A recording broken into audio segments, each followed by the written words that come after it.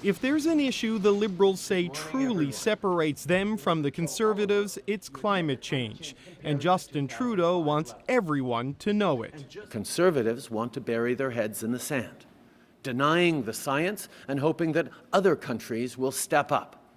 They have no plan to reduce emissions. It's a big wedge and a big promise, a net zero economy by 2050. It comes in a week when more than 60 other countries made the same pledge at a UN summit, and when, on Friday, a determined teenager will be in Montreal to spearhead a global climate strike.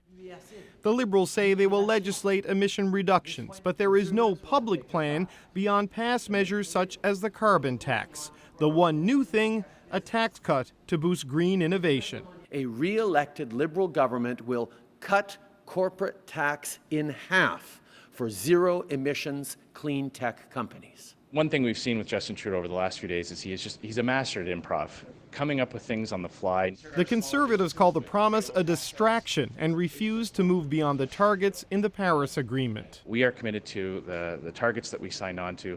That is our plan. The Greens damn Trudeau's promise with faint praise. Is it preferable to what Andrew Scheer has offered?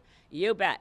But it's not anywhere near what is required. No one believes that Mr. Trudeau is going to actually follow through on those commitments. Jagmeet Singh rolled out NDP proposals to help finance green energy companies and help public transit go electric, while his party threw shade at the Liberals. Of course it's not perfect and we need to do more. It's a problem the Liberals nod to in their latest ad, but despite the contradiction, they clearly see this as a winning issue. David Cochrane, CBC News, Ottawa. Alberta clearly has a serious stake in any federal policy on greenhouse gases. Carolyn Dunn found out how the whole idea of zero net emissions plays out in the oil patch. In a place where the economy and jobs depend on oil and gas, even the mention of net zero emissions can raise anxiety. But Canadians may not realize it's been on the radar of corporate oil and gas long before it became a campaign promise. Take Meg Energy, a thermal oil sands producer, whose CEO revealed to CBC News it will have a pilot project to sequester its greenhouse gas emissions within 2 years. We're going to focus on net zero emissions because we believe that that's the end game and that's where we need to get to as quickly as possible. And we need to demonstrate to people how we are going to do that. Canada's largest oil and gas producer, Canadian Natural, also has a net zero emissions target, but no timeline. But the bulk of Alberta's oil and gas companies, including Cenovus, have yet to make such a commitment. That it's a really good, laudable, aspirational goal.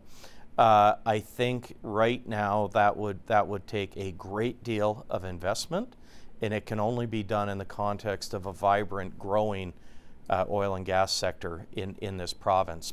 Economist Trevor Tombe says there's simply not enough detail to even guess at how the Liberal promise would impact Alberta's economy. There are lots of ways to lower emissions, some high-cost ways and some low-cost ways, and that's where I think our attention should be in terms of actual policy that we implement. Carolyn Dunn, CBC News, Calgary.